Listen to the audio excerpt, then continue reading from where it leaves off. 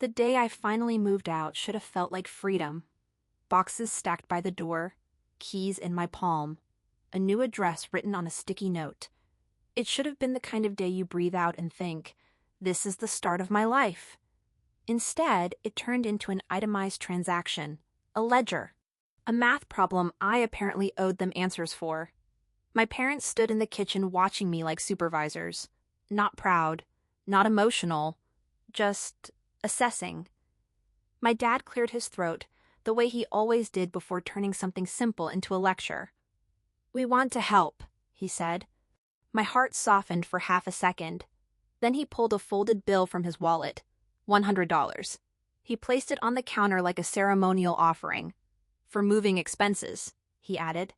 My mom nodded, smiling the tight smile she used when she thought generosity was being recorded somewhere by God.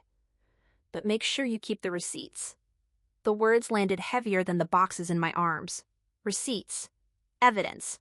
Proof I wouldn't misuse their charity. I stared at the money. Then at them. Then back at the money. It wasn't about the amount. I knew moving cost way more than $100. Truck, gas, boxes, cleaning supplies, food. But the condition, the strings, wrapped around that single bill like barbed wire. I swallowed. "Receipts for what exactly?" I asked. My dad shrugged. "Everything. Gas, tape, whatever you spend it on. We just want to make sure it's not wasted." There it was. Not support. Supervision. Not love. Audit. My mom added, "You know how some people take advantage when they move out. We're not those parents. We teach responsibility." Responsibility? That word again? The one they used every time they wanted to control something while pretending it was a life lesson.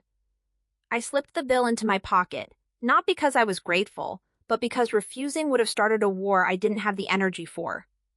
"Okay," I said quietly. My dad smiled like he'd done something noble. "See? This is how adults do things." As I loaded the last box into the borrowed pickup, my phone buzzed. A text from Mom. "Don't forget, take photos of the receipts too." I stared at the screen, the sun beating down on my shoulders, and felt something shift inside me. Not rage, not sadness, just a tired, deep awareness. I wasn't their child moving into a new chapter. I was an investment being monitored, a project, a calculation. On the drive to my new apartment, I kept replaying the moment on the counter. That bill, their faces, the unspoken message. "We don't trust you. We don't believe you know how to live without us overseeing the process. We want credit for helping, but only if we can control how you use the help." I gripped the steering wheel a little tighter. Somewhere between mile 5 and mile 8, another thought appeared. Quiet. Steady. This won't continue. Not like this. By the time I carried the first box up the stairs, sweat dripping down my back, I realized something else. Moving out wasn't the escape. It was the test. Could I really build a life without having to submit proof for every step I took? The new place wasn't glamorous. Peeling paint in the hallway, a stubborn front door that needed a hip check to open, a fridge that hummed louder than my thoughts. But it was mine. My name on the lease, my plates in the cabinets, my life stacked in cardboard. I stood in the middle of the living room surrounded by towers of boxes and let out a breath I didn't realize I'd been holding. Freedom didn't feel like fireworks. It felt like silence that didn't judge you. I set the $100 on the counter and stared at it like it was some strange artifact.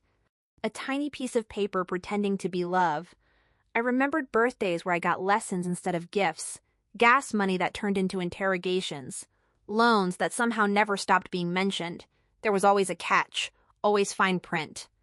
Always a string wrapped invisibly around my wrist. My phone buzzed again, another message from Mom. "Did you eat? Don't forget to keep track of all expenses. Save everything." That word again. Everything. As if I might commit fraud over a roll of packing tape. I typed back something polite because that's what I'd been trained to do.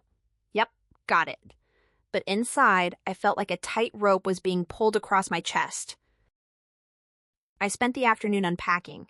Dishes, towels, the cheap lamp with the crooked shade. Every time I carried something to the trash chute, my brain whispered receipts. Receipts. Receipts. I tossed the empty tape roll, then paused. Was I supposed to prove that too? The absurdity hit me. I laughed out loud, alone in the kitchen. A sharp sound. Not joyful. More like disbelief escaping. I could feel the old programming trying to boot back up. Document everything. Explain everything. Be grateful or you're ungrateful. Don't make them uncomfortable. Don't make them regret helping. I leaned on the counter and stared out the small window. A kid across the courtyard was chasing bubbles. His mom laughed and clapped. No one asked him to justify the joy. No one asked him to report back. And just like that, the truth clicked. My parents didn't give to give. They gave to maintain leverage, to stay necessary, to keep me feeling like I owed them a report for existing. By evening, the apartment smelled like takeout noodles and cleaning spray. I sat on the floor with a plastic fork, sweat drying on my skin, body aching in a way that felt honest. I opened my wallet. The bill stared back. Crisp. Self-congratulatory. I imagined handing them a stack of receipts like a nervous intern. Gas station. Rental truck. Dollar store sponges. Their satisfied nods. Their comments. See? Good thing we taught you accountability. My stomach turned. Because accountability wasn't what they wanted. They wanted control dressed up as wisdom. A notification popped up. This time it was my dad. Remember, we'll need to see where it all went. Just standard practice. Standard practice. Like I was a company filing expense reports. Like they were management. Something inside me snapped. Not loudly. Not destructively. Quietly. Cleanly. A line. I typed back slowly. Careful. Clear. I appreciate the thought, but I won't be providing receipts. If the money came with conditions, you can take it back. I stared at the message. My finger hovered over send. Old fear rose up like a reflex. They're going to be angry. They're going to say you're disrespectful. They're going to make you feel small again. Then another voice spoke up. New, steady. If freedom cost $100, it's cheap. I hit send. My hands shook. My chest didn't. The dots appeared almost immediately. Typing. Stopping. Typing again. I sat there, waiting for the storm, waiting for the lecture, waiting for the familiar weight to drop back onto my shoulders. Instead, nothing came. 10 minutes. 20. Silence. The kind that used to terrify me now felt like oxygen. I leaned back against the wall, closed my eyes, and realized I had just done something huge. I had broken the contract I never actually signed, the one that said, accept help, surrender autonomy, take money, surrender dignity, be cared for, be controlled. I opened my eyes and looked around at the messy room. Boxes, half-unpacked dreams, a life still under construction, and for the first time that day, I smiled. Not because everything was solved, not because my parents suddenly changed, but because something inside me had. I wasn't going to live under audit anymore. Not here, not in my own home, not in my own life. The next morning, I woke up to sunlight spilling across the floor and a knot in my stomach. That message, those words, the quiet after. I reached for my phone with the same dread I used to feel before grades were posted. There it was. 3 unread messages, 1 from Mom, 2 from Dad. I opened Dad's first. This is not how adults behave. Another. When people give you money, there is accountability. You don't get to decide the rules just because you moved out. My heart thumped faster, but not with fear, with clarity. I opened Mom's message. We're worried about you. This attitude is concerning. We only asked for receipts because we care. That line almost worked. It used to work every single time. Wrap control in care. Wrap distrust in concern. Wrap surveillance in love. I sat on the edge of the bed, phone in my lap, and realized something simple and devastating. They weren't worried about me. They were worried about losing authority over me. I didn't respond right away. Old me would have drafted paragraphs, apologies, explanations, emotional essays proving I wasn't ungrateful, proving I deserved the crumbs. Instead, I showered, I made coffee. I listened to the fridge hum. I let my nervous system catch up to the fact that I didn't have to sprint into defense mode. While I sipped, I replayed every memory that now made sense. The loans that came with monthly guilt reminders. The holiday gifts that turned into public announcements. The time they slipped me $20 at a restaurant and then told the whole table how generous they were. It was never about support. It was about narrative, about being seen as good parents. Finally, I typed, and I was the stage. Slow, measured. I love you. I'm grateful you wanted to help. But I am not submitting receipts for my life. If the money requires oversight, I'll return it. I reread it 4 times. No sarcasm, no attack, just truth. Then I sent it, and a strange calm washed over me. Not the numb kind. The anchored kind. The kind that says I am allowed to make decisions without filing a report. 10 minutes later, my phone rang. Dad. The urge to decline was strong, but I answered. Not as a child being summoned, as an adult picking up a call. His voice came through tight, controlled. We're just trying to teach you responsibility. I leaned back in my chair. I've paid my own bills for years, I said. Responsibility isn't the issue. He scoffed. You're being dramatic over $100. That sentence lit something inside my chest. Exactly, I replied. It's only $100. Why does it need supervision? Silence. Not because he didn't have words, because the truth landed where excuses usually lived. Mom jumped onto the call on speaker, her voice softer. We don't want you to struggle, I swallowed. Then let me live like someone you trust, not like an employee with a clipboard over my head. My words weren't angry. They were tired, honest. She sighed. We just like to know. There it was. The real reason. Knowing equals control. Control equals comfort. My comfort was never part of the equation. I took a breath. I'm going to drop the money off next weekend, I said. No resentment, no drama, just returning it. I don't want anything between us with strings attached. Dad tried one more push. You're overreacting. I smiled sadly. Maybe to you. To me, this is the first time I've reacted at all. We ended the call politely. No slammed doors, no shouting, just an uneasy quiet that felt like the ground shifting. Afterward, I walked through the apartment, touching things lightly. The chipped counter, the secondhand couch, the crooked lamp. None of it screamed luxury, but none of it required permission. I was building something from the ground up. My pace, my rules, my receipts, if I chose, not because someone demanded proof. I grabbed a notebook and wrote down every expense from the move. Not to show them. For me. Because accountability isn't the enemy. Control is. And I was done confusing the two. Later that afternoon, I took the trash out and met my neighbor for the first time. Middle-aged, paint-speckled jeans, a dog that looked like a cloud with legs. We chatted. Normal conversation. Nothing about proving worth. Nothing about owing explanations. When I went back upstairs, a thought settled in quietly. The world outside my parents' house didn't need a supervisor. It just needed me to show up. That night, I cooked pasta in a scratched pan and ate at the tiny table by the window. The city hummed. My phone stayed face down, not as avoidance, as a boundary. I was no longer going to sprint every time someone shook the bell of obligation. I was still their daughter, but I wasn't their paperwork. And as the day ended, something inside me shifted again. Moving out hadn't been the milestone. Saying no had been. Refusing the audit. Returning the bill. Choosing dignity over obligation. For the first time, I felt like my life had a front door, and I finally had the keys.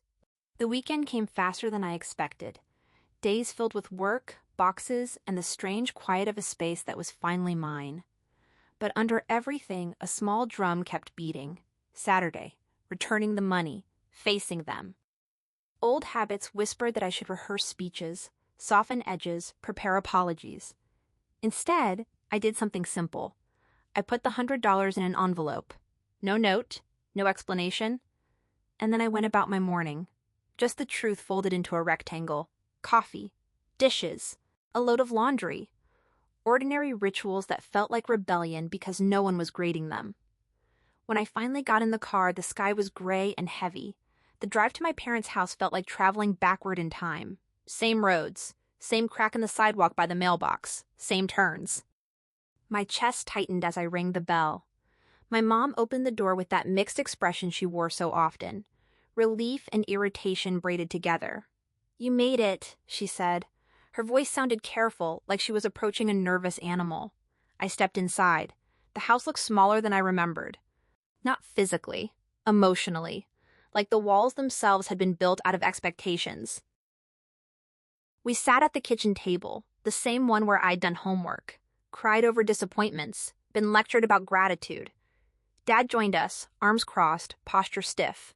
For a moment, none of us spoke. The refrigerator hummed. A clock ticked. Somewhere distant, a lawnmower droned. I slid the envelope onto the table. My dad frowned. "What's this?" I took a breath. "The 100. I'm returning it." My mom blinked. "We didn't ask for it back." I nodded. "I know, but I don't want money between us if it comes with monitoring. It doesn't feel like help. It feels like supervision." The words sat there, naked and unpolished. Not a performance, not a speech, just honesty. My dad scoffed quietly. "We ask for receipts. That's normal." I met his eyes. "For businesses, not for daughters." My mom shifted in her chair.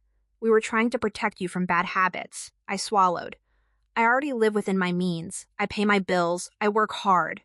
When you ask for proof, it tells me you don't believe that. It makes me feel like a child standing in front of the principal's office. Silence stretched. My heart pounded, but not from fear, from relief, because I was finally saying the thing instead of swallowing it. Dad leaned back. "You're reading too much into this." There it was, the eraser. The way uncomfortable truths get rubbed out as overreactions. I didn't argue. I simply pushed the envelope closer to him. "Keep it. Consider it a gift from me to you. No strings, no receipts." His jaw tightened. Mom sighed softly. "You've changed." The words sounded like an accusation. I smiled faintly. I hope so. Because the alternative was staying trapped in the same cycle, rewriting the same script. For a long moment, nobody moved. Then Mom reached for the envelope but didn't open it. "We just wanted to help," she murmured. I nodded. Then help by trusting me, by letting me handle my own life, even if I mess up sometimes. Her eyes softened for a flicker. Vulnerability appeared, quick and frightened, like a deer at the edge of a field. "It's hard," she whispered. "You're still our kid." I felt something inside me warm and ache at the same time. I know, but I'm also an adult now, and I can't grow if I'm always handing in proof. We didn't hug. There wasn't some neat movie ending, but the air changed, less heavy, less charged, like a storm that had finally decided to pass elsewhere. When I stood to leave, Dad cleared his throat. "You don't have to make everything a statement." I paused at the doorway. I didn't. I just made a boundary. The difference mattered. To me, it was everything. Driving back, the sky finally opened and rain streaked the windshield. I let it drum on the roof while a quiet sense of steadiness spread through my chest. Not joy, not triumph, just steady ground under my feet. For years, I had measured love and how much I could tolerate, how much I could explain, how small I could make myself to fit into the shape they preferred. Now I was learning something different. Love, without respect, feels like debt, and I was done living indebted. Back at the apartment, I kicked off my shoes and sat on the floor, listening to the soft rain tapping the window. I thought about future holidays, future favors, future gifts with invisible contracts attached. I knew this wasn't the last conversation. Boundaries aren't a one-time announcement. They're a practice, a muscle, and muscles only grow when they're used. I exhaled slowly. I could do this. I could survive the discomfort. I could tolerate them being disappointed, because the price of avoiding their disappointment had always been my dignity. That night, before bed, I opened my notebook again, not to list receipts, to write a sentence, a promise. I will not accept help that costs me my voice. I read it twice, then I closed the book. The fridge hummed. The city breathed outside my window, and for the first time in a long time, so did I. A few days passed, and life settled into something that almost felt like rhythm. Work, groceries, figuring out which light switches controlled which bulbs, discovering the faucet had a very dramatic opinion about hot water. I was learning my new space the way you learn a person. Slowly. Curiously. With patience. But under all of that, something else was happening. A quiet recalibration. Every time my phone buzzed, my body didn't immediately jump to attention anymore. I would glance, decide if it needed me, and sometimes I just went back to what I was doing. That small act felt revolutionary, like snipping one more thread I hadn't realized was tied around my wrist. On Wednesday evening, Mom texted, "How is the apartment?" I stared at the words, expecting the follow-up, the checklist, the subtle interrogation, but nothing came. Just that. I replied, "Good, learning the quirks." A minute later, "Send pics sometime. Not urgent, not demanding, just curious." My heart softened. Because this was the version of love I had always hoped existed underneath the rules. Still, trust isn't rebuilt overnight. I answered kindly, but I didn't sprint to prove anything. I'd send pictures when I wanted to, not as a report, as an invitation. That weekend, my friend Talia came over with 2 folding chairs and a plant she named Gloria like it was a roommate. We sat on the floor eating pizza from the box, laughing at how echoey the room still sounded. At one point, she looked around and said, "It feels like you?" I didn't realize how badly I needed to hear that until the words landed, because so much of my life had been shaped to feel like them, their rules, their comfort, their preferences. Now the chipped coffee table and secondhand rug looked like something else entirely. They looked like choice.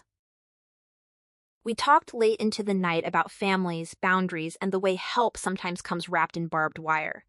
I told her about the receipts, the envelope, the conversation at the kitchen table. She shook her head. "That wasn't money," she said. "That was a leash." The bluntness made me laugh. Because, yeah, it was, and I had finally unclipped it. Not to run away, but to walk at my own pace. A few days later, Dad called. Not texted. Called. Old anxiety fluttered in my stomach, but I picked up. His voice sounded different. Not sharp. Not managerial. Just human. "How's the place?" he asked. Simple. Neutral. We talked about the parking situation, the leaky faucet, the neighbor with the cloud dog. Then, after a pause, he said, "About the other day." My spine straightened. Here it comes, I thought. The revision, the lecture. But instead he said, "I guess I didn't realize how it came across." The words weren't perfect. They weren't an apology, but they were an opening. A crack of light. I chose not to shove a speech through it. I just said, "Thanks for saying that." Silence. Then he cleared his throat. "You being out. We're still figuring this out. You being you." My chest ached in that weird way where relief and grief sit next to each other.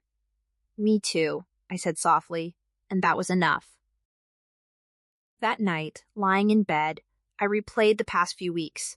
The $100 on the counter, the texts, the boundary, the envelope, the rain, the quiet shifts that didn't look like explosions but changed everything.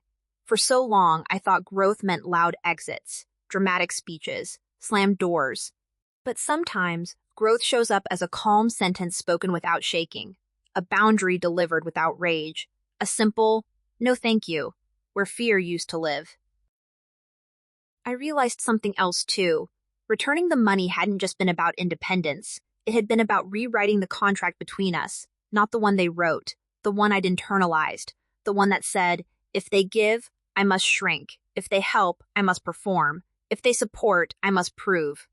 I tore that page out, quietly, firmly, and in its place, I wrote something different. If you help, it will come from love, and if it comes with strings, I will gently hand it back. As I drifted towards sleep, The fridge hummed its low, faithful song. Somewhere outside, a car door slammed and laughter floated up like smoke. My life wasn't glamorous. My couch still wobbled. My curtains were two mismatched panels I'd rescued from a clearance bin. But every inch of this small apartment carried something priceless: autonomy, breath, the ability to make mistakes that belonged only to me. And as my eyes closed, one last thought slid in quietly, almost shy. Maybe this is what adulthood is. Not escaping your parents, not proving you don't need anyone, but learning where you end and they begin, and learning to live in that space with dignity. A couple of weeks later, the first real test of my new boundaries arrived quietly, wrapped in something that looked harmless. A family dinner invite. Nothing special, just a Sunday meal, my mom wrote. We'd love to see you. Old me would have read between the lines, rehearsed answers, braced for quizzes. New me read it once, took a breath, and checked in with myself first. Did I want to go? Not out of obligation, not because missing it would be disrespectful, but because I genuinely wanted to sit at that table. The answer surprised me.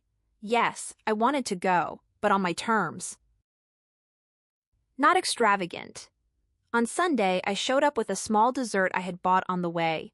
Not showy, just something I thought everyone might enjoy. The house smelled the same: garlic, lemon cleaner, something baking in the oven. But the energy felt different.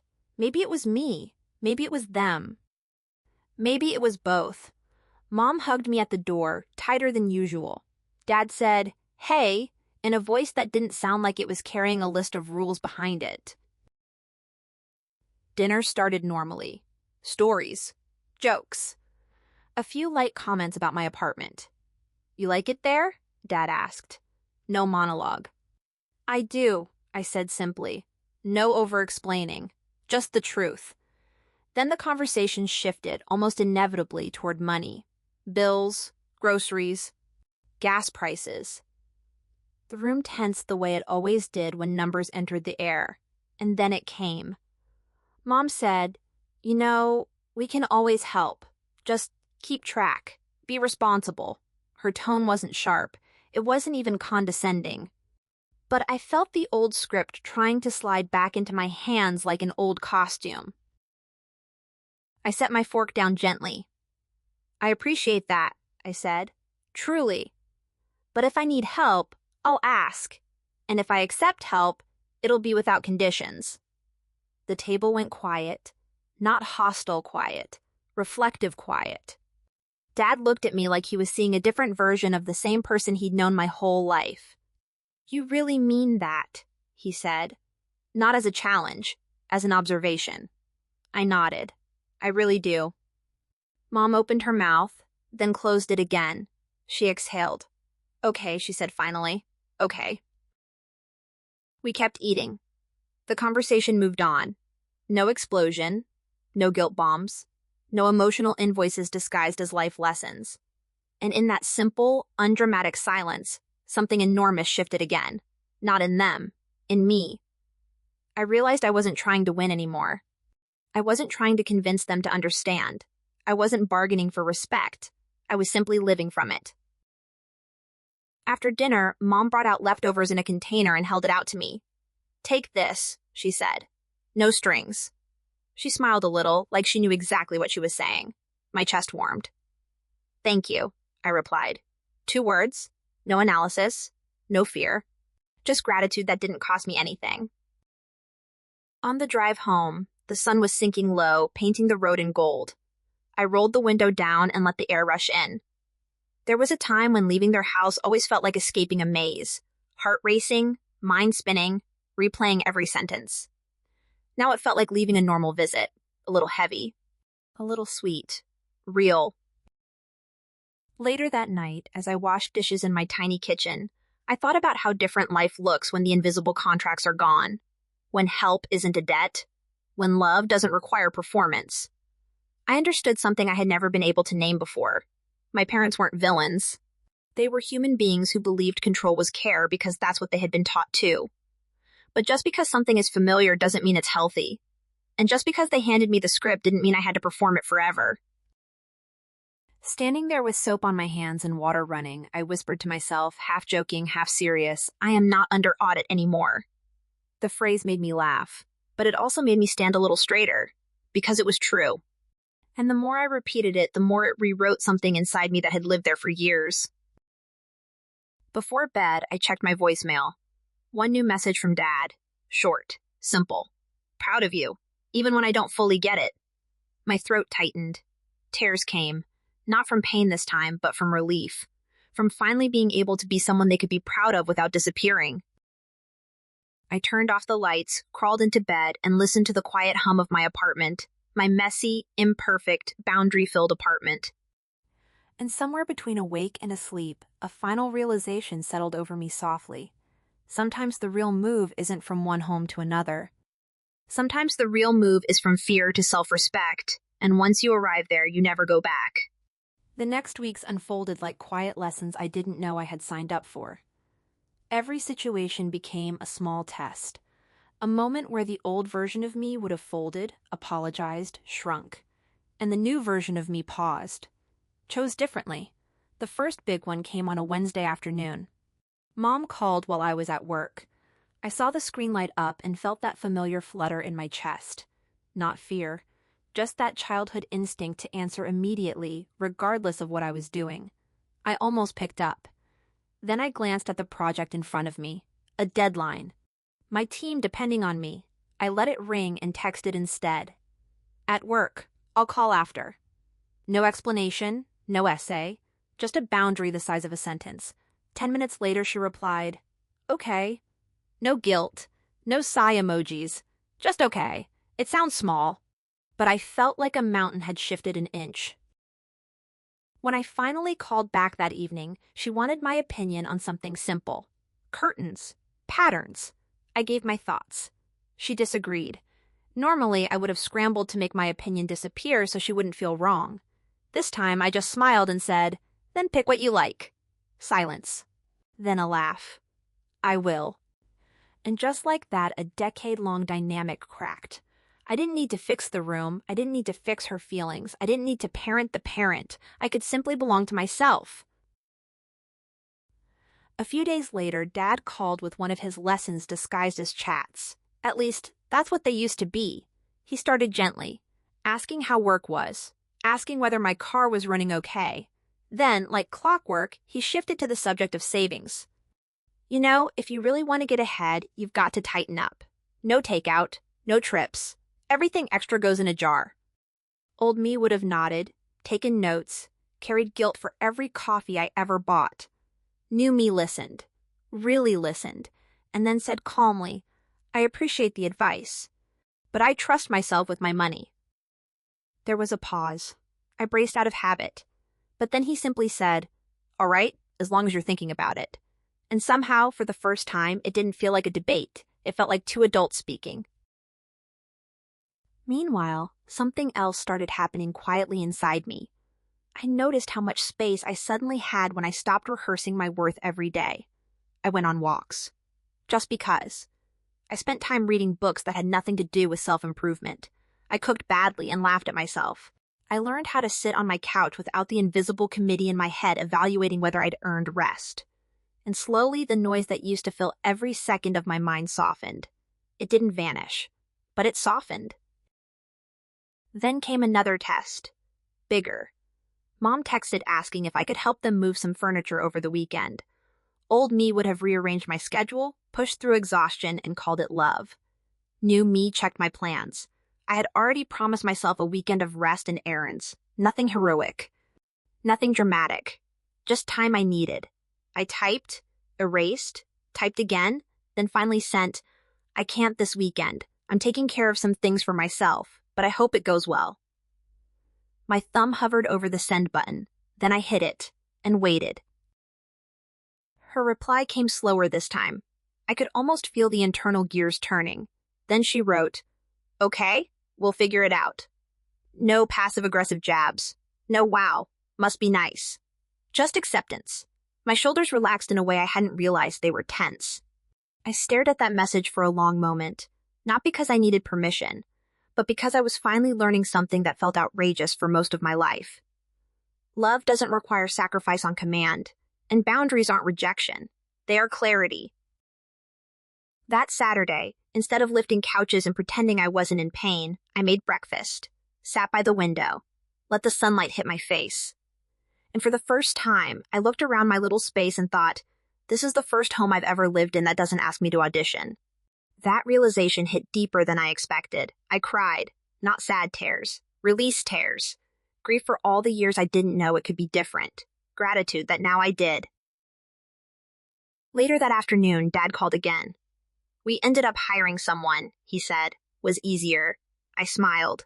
Good. He hesitated. You didn't have to feel bad, you know. I took a slow breath. I didn't, I said gently. Another pause. Then quietly he replied, that's new. There wasn't accusation in his tone, just curiosity, maybe even respect. And that small piece of honesty between us felt like planting something that might someday grow. That night, I journaled. Something I rarely did before because my thoughts always felt like evidence in a court case. This time, I wrote just for me. I wrote about the girl who learned to make herself smaller so everyone else could be comfortable. I wrote about the woman who was slowly outgrowing that version. And I wrote one sentence that stayed circling in my head long after I closed the notebook. I am allowed to be loved without paying for it.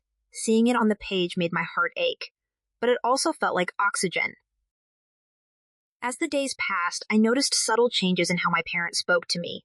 Less checking, less nudging, fewer comments disguised as jokes about money, effort, responsibility.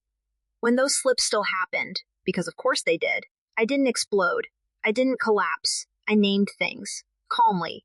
That sounded like pressure. Or, that makes me feel like I'm being evaluated. Sometimes they sighed. They didn't always get it. Sometimes they changed the subject.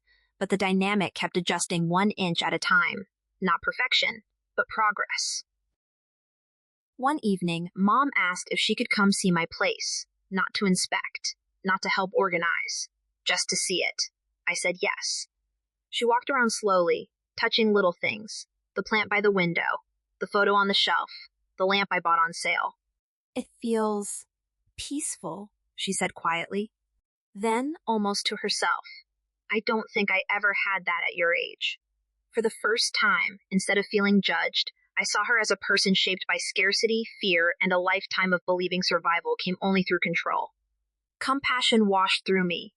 Not the kind that erases boundaries. The kind that understands without surrendering. When she left, she hugged me longer than usual. Not clingy, not desperate, just present. And I realized something else. Sometimes boundaries don't push people away. Sometimes they give them a clearer path to come closer without stepping on you. Before going to bed that night, I caught my reflection in the mirror. Same face, same tired eyes, same hair slightly messy from the day, but the expression was different, softer, stronger, like someone who finally believed her own life belonged to her. And with that quiet, steady truth settling in my bones, I knew it. This wasn't just a phase. This wasn't rebellion. This was the beginning of a life where I didn't have to earn basic dignity, where choices were mine, and where love, if it stayed, could finally be love, not a transaction dressed as care. A few weeks later, life decided to give me a stress test wrapped inside what looked like a normal family weekend. Mom texted first. Dinner Sunday? Just us. Nothing fancy. Old me would have read those 3 words like hidden code. Nothing fancy meant emotional landmines disguised as mashed potatoes. But now, instead of bracing, I paused. I checked in with myself. Did I feel up to it? Did I have the emotional bandwidth? I surprised myself when the answer was yes. Not because I needed to prove anything, but because curiosity outweighed fear. Sunday evening, I drove to the house I grew up in. The driveway felt smaller. The porch looked more tired than I remembered. Funny how distance changes the shape of everything. Mom opened the door before I even knocked. You look great, she said automatically. For the first time, I didn't scan her tone for hidden meaning. I just said thank you. We moved into the kitchen where dinner was already simmering. Garlic, onions, something familiar, something safe. For a moment, the air didn't feel heavy, just normal. Dad came in, wiping his hands on a towel. Hey, kid, he said. I smiled. We sat down. Plates clinked, cutlery scraped, small talk flowed. Weather, work, traffic. For a while, everything looked almost calm. Then, gently, he slid into the conversation he'd clearly planned. So your mom and I have been thinking about the future. My spine prickled. Not from fear, from awareness. We just want to make sure you're being smart, he continued. Saving, planning, you know. Old script, familiar melody. But something in his voice was softer, less lecturing, more cautious. I took a slow breath. I am planning, I said. I'm also living. He nodded slowly. We know. We just worry. Mom chimed in. You're very independent. Sometimes maybe too independent. There it was, the old knot. The implication that my autonomy was a problem. That my growth somehow threatened the structure. I looked at both of them. Not with anger. With honesty. Being independent kept me safe, I said quietly. But I'm learning that independence doesn't mean isolation. It just means I get to choose. They exchanged a look. Not hostile, just unsettled. Like someone had moved the furniture inside their minds and they couldn't quite remember where things used to go. Dinner continued. Slower now. More thoughtful. Mom asked about my job, not in a critical way, but curious. Dad actually listened without trying to turn my stories into mini seminars. Progress. Fragile, but real. After we finished eating, Mom insisted on making tea. Habit. Ritual. She placed the cups down and sat across from me at the table. No distractions, no noise. Can I ask you something? She said softly. My throat tightened. Sure. She stared at her hands. When you took distance, when you stopped saying yes to everything, did we hurt you more than we realized? The question landed like a stone dropped gently into deep water. No accusation, just raw, afraid honesty. I looked at my tea, at the steam lifting slowly, at the reflection of the kitchen light in the liquid. Yes, I said, a lot. Her eyes filled instantly. We were trying to make you strong. I nodded. I know, but sometimes it felt like you only loved the strong version of me, not the human one. She covered her mouth. Tears rolled down her cheeks. Dad stared at the table, jaw tight, struggling between defensiveness and guilt. I didn't want either. I didn't want a courtroom. I wanted truth. I'm not saying this to punish you, I added. I'm saying it because pretending it didn't happen is heavier than carrying it. We sat in silence, not hostile, not icy, just quiet with reality. After a long while, Dad said, we did what we knew. His voice cracked. But knowing better means we can do better. It wasn't an apology. Not exactly, but it was closer than anything I had heard before. And somehow that mattered. Not to erase pain, but to acknowledge it existed. Driving home that night, the road stretched ahead like a long silver ribbon. Streetlights blinked past in steady rhythm.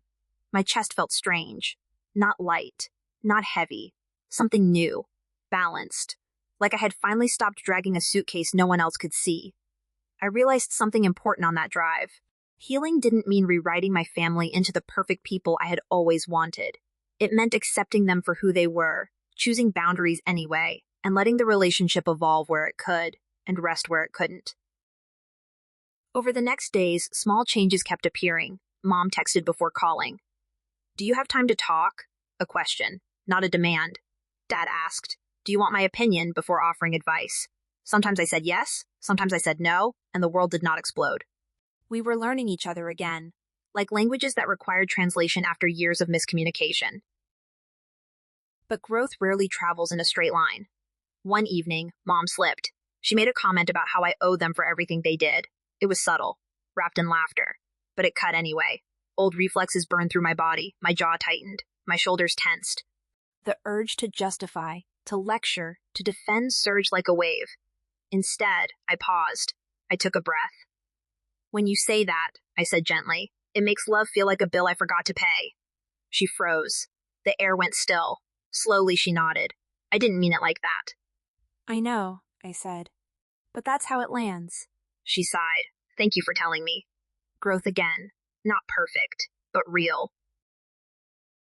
Later that night, sitting alone in my apartment, I watched the city outside my window. Cars passing. Distant voices. Life moving. And for the first time, I didn't feel like an afterthought in my own story. I felt centered, grounded. Not because my parents had suddenly transformed, but because I had. I finally understood that boundaries are not walls to keep people out. They're doors with locks. You can still open them, but now it's your choice. The next weekend, I took myself on a small date. Breakfast alone, a walk through a bookstore. I bought a novel just because the first page made me breathe differently. I sat in the park and read. Sunlight filtered through leaves, a dog chased pigeons, a child laughed, and I felt something I hadn't felt in years. Ease. Not the adrenaline of survival, not the tension of anticipation, just ease. Like my nervous system finally trusted me to protect it. On the way home, my phone buzzed. A message from Mom. Proud of you. No explanation, no condition, just 3 words. I smiled. Not because I needed it, but because it felt like a bridge built without me having to sacrifice my footing. That night, as I lay in bed, staring at the soft shadows on my ceiling, one thought lingered like a quiet refrain. I'm not selfish for choosing myself. I am responsible. For my peace. For my future. For the girl inside me who waited far too long to be treated gently, especially by me. The following month, something happened that would have shattered the old me. This time, it didn't break. It clarified. My landlord emailed about a sudden inspection, pipes, building regulations, the kind of boring adult thing that always arrives at the worst possible moment. The appointment landed on a weekday afternoon, right in the middle of my shift. I opened my calendar. Meetings. A presentation I'd been preparing for weeks. Deadlines. My chest tightened. The old reflex whispered, "Call your parents. Ask them to come. They'll handle it." But the memory of receipts and strings flashed like a warning light. I could already hear the conversation. "We'll help, but remember what we did for you." I leaned back in my chair and stared at the ceiling. I didn't want another favor that turned into a ledger, so I did something different. I emailed my boss, explained the situation, suggested rearranging my schedule and offered to work late. She replied within minutes. "Totally fine. Life happens. We'll adjust." That was it. No guilt, no lecture, no interest charges on the currency of love. Just flexibility. I felt a strange wave of relief and grief at the same time. Relief because it was simple. Grief because it showed how complicated I had learned everything had to be. The inspection came and went. No drama, no chaos. I lit a candle that night and cooked pasta just because the kitchen felt like mine. The silence didn't feel lonely. It felt chosen. A few days later, Dad called. We were in the neighborhood, thought we might stop by, help with anything. His voice carried that familiar heroic undertone, the one that implied they'd arrive like rescuers. I smiled, not mocking, not resentful, just aware. "I'm good," I said, "but thank you." He hesitated. "You sure?" "Yeah," I replied. "I handled it." There was a pause, a long one. I could almost hear gears turning on the other side of the line.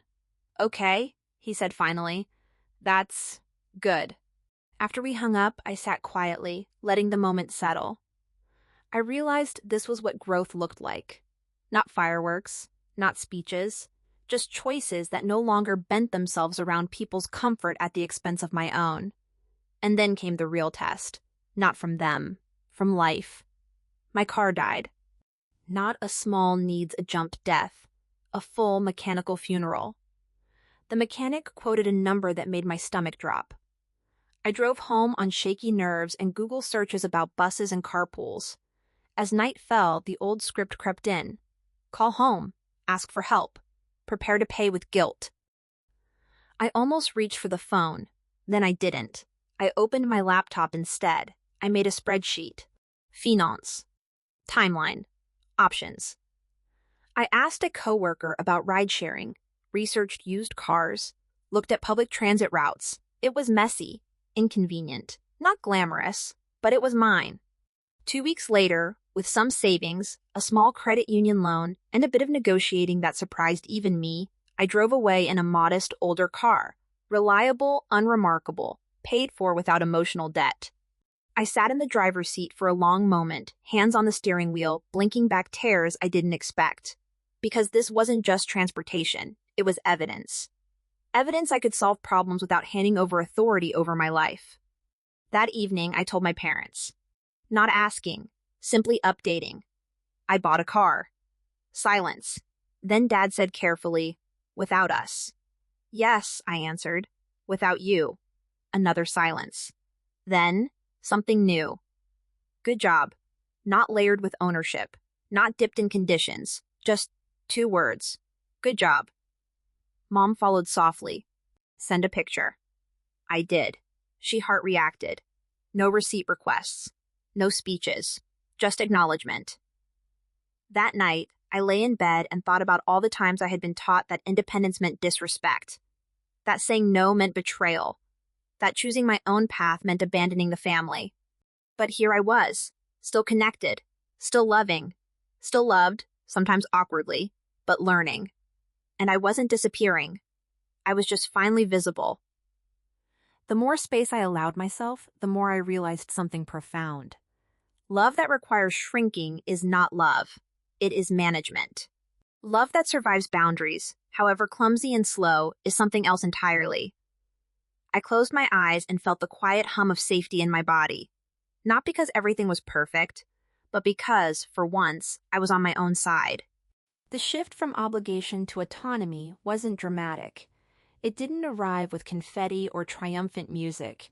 It arrived in quiet moments. In choices no one but me noticed. Like the day I finally stopped checking my parents' reactions before making plans.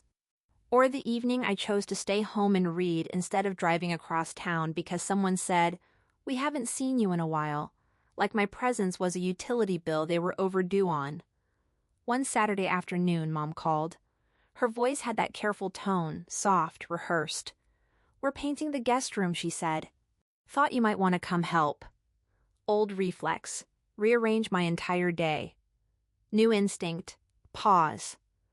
I glanced around my apartment. Laundry on the chair, a half-finished project on my laptop, a cup of tea cooling beside me. "I can't today," I said gently.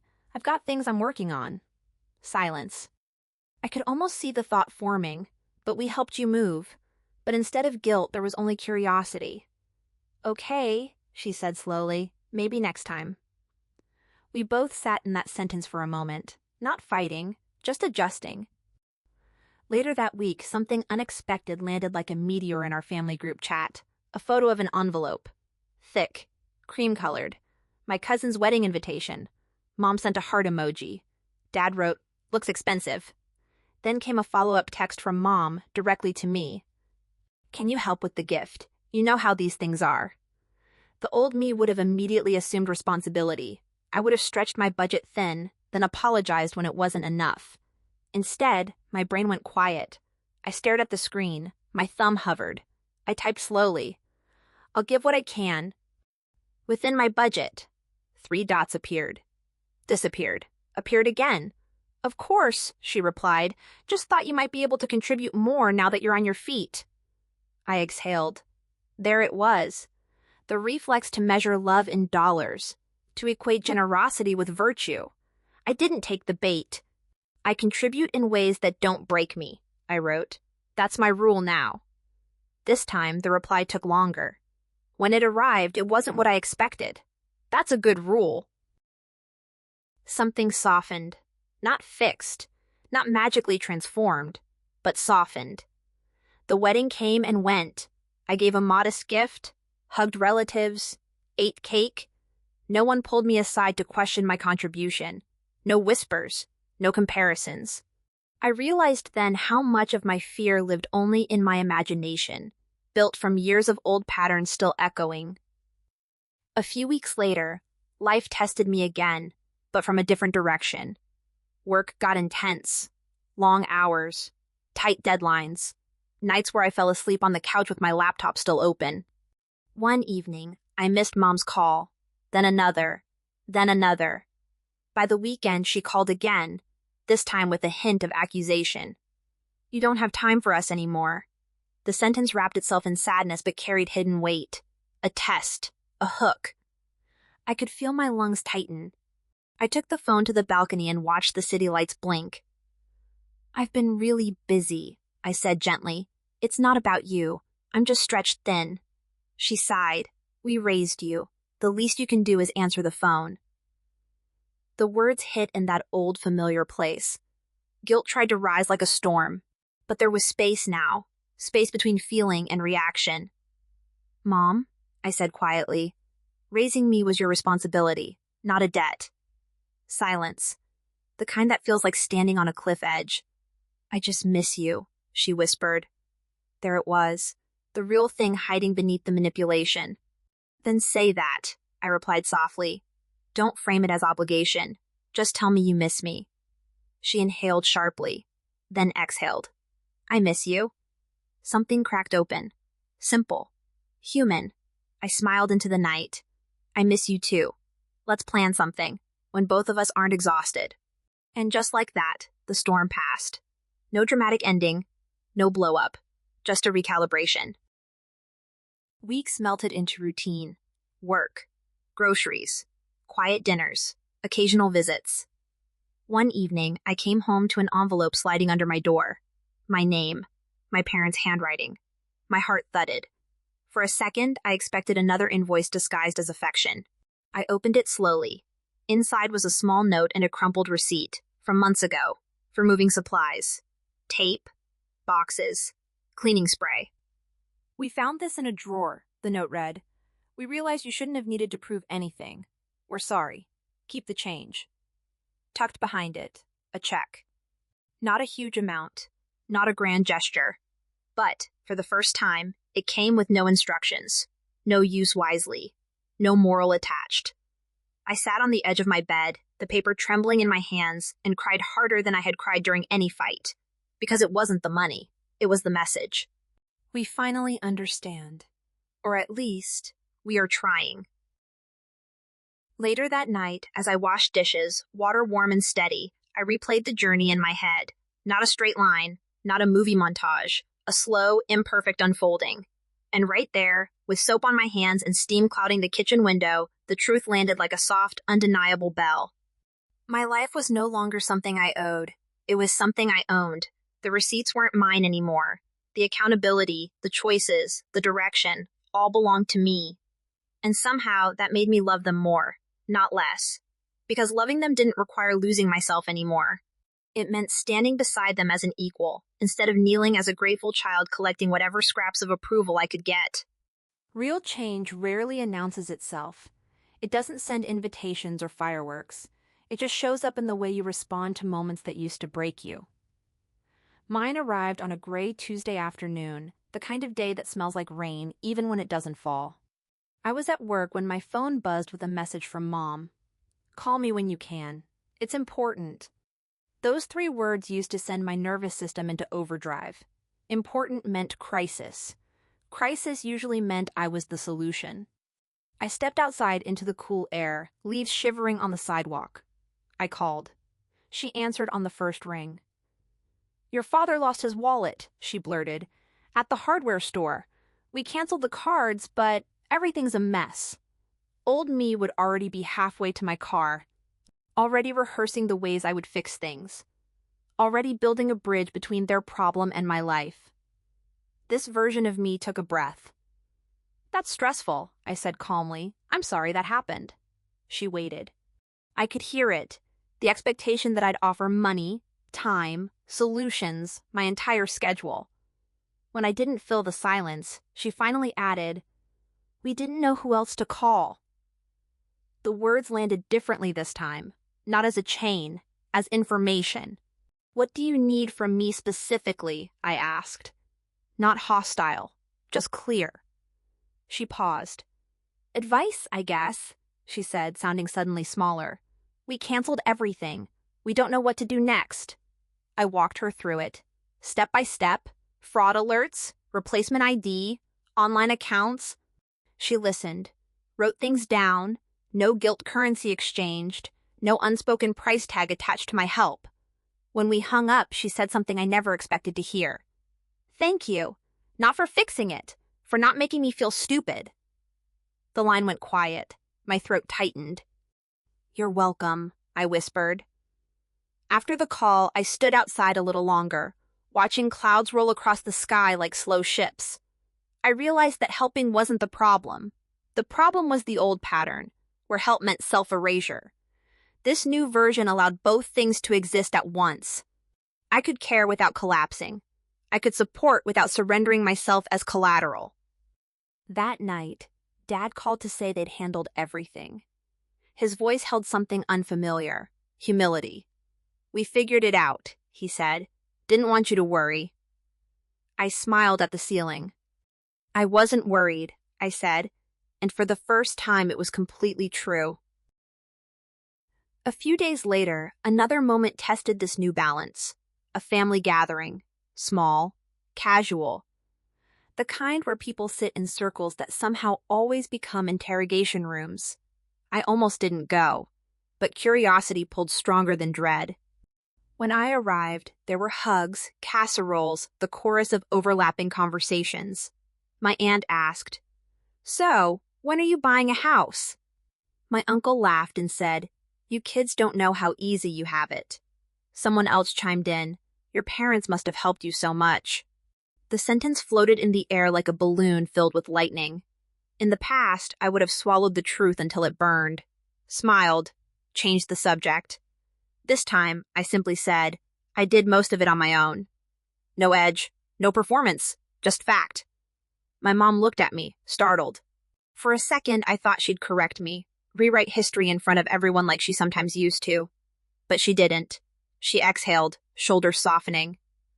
"She's worked really hard," she said quietly.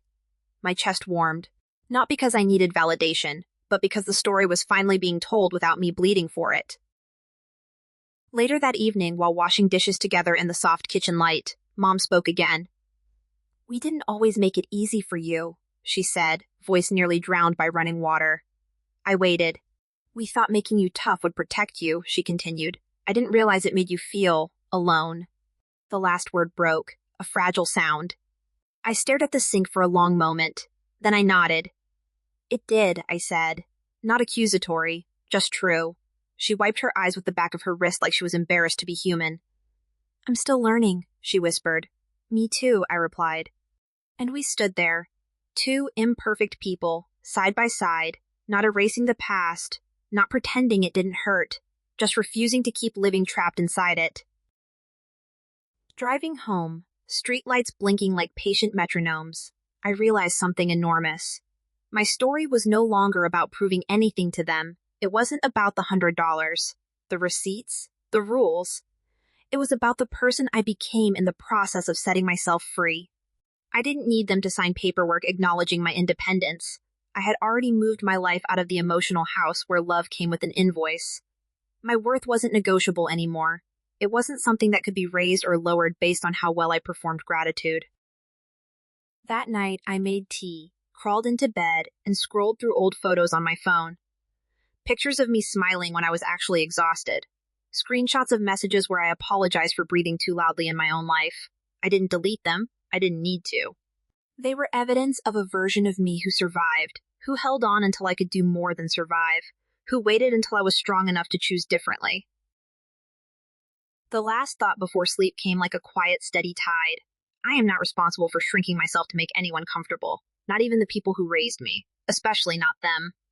The real ending didn't arrive with a dramatic confrontation. No doors slammed. No ultimatums were shouted across the living room. The ending came quietly, on an ordinary morning, while sunlight crawled across my kitchen counter and turned my coffee mug into a tiny lighthouse. I was sorting through mail when I found it, another envelope from my parents. My stomach did the old familiar flip, old reflex, receipt. Lecture. Lesson. I tore it open slowly. Inside was a card. Simple, plain. My name printed carefully on the inside, and then, in my mother's handwriting, shaky but honest. "We didn't know how to love you the way you needed. Thank you for teaching us without leaving forever." I read it twice, 3 times. My throat tightened around something thick and ancient. There was no check, no instructions, no strings, just an admission. Incomplete but real.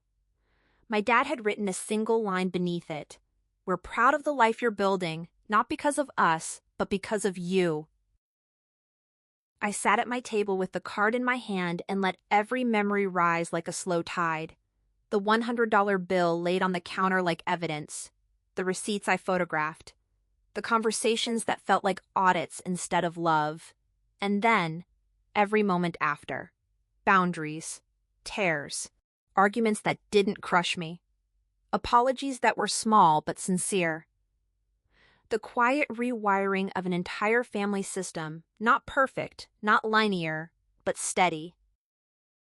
For the first time in my life, I saw the story clearly. I wasn't the ungrateful child. I wasn't the over-independent one. I wasn't stubborn or dramatic or cold. I was a person who learned, slowly, painfully, that love is supposed to hold, not tally. That support doesn't require receipts. That kindness without control is not weakness. It's maturity. Later that day, I drove to see them. No grand reason. Just because. Mom opened the door, softer somehow around the edges. Dad hugged me in a way that didn't feel like ownership. We ate dinner. We laughed. We remembered things. We let others go. Halfway through dessert, Mom looked at me and said, "If you ever feel like we are slipping back, tell us. Don't disappear. Just tell us." I nodded. "I will, and if I need space, that's not punishment." "Understood," she said quietly. After dinner, I walked outside. Evening wrapped the street in hush. The porch light hummed. Somewhere down the block, a dog barked. Dad followed me out and stood beside me, hands in his pockets.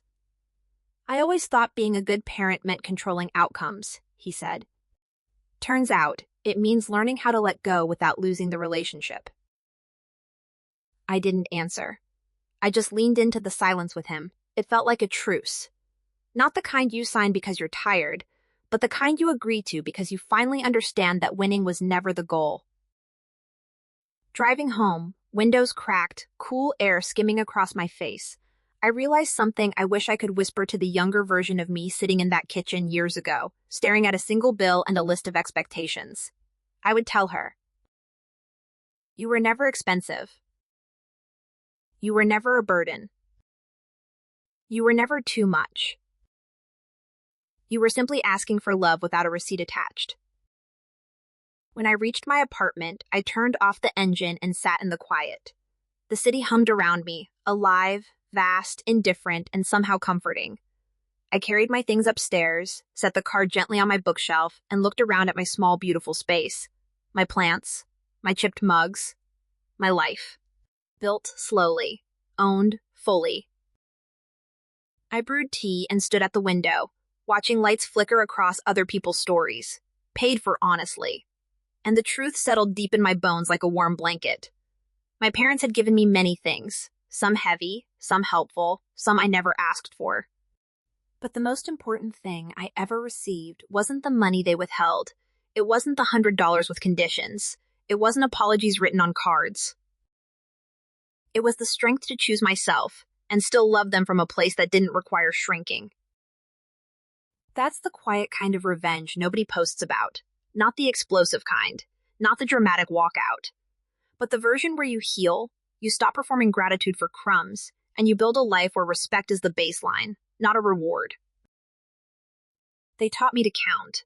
Life taught me to stop counting. And that is the part nobody tells you. Sometimes the biggest victory isn't walking away. It's staying on your own terms.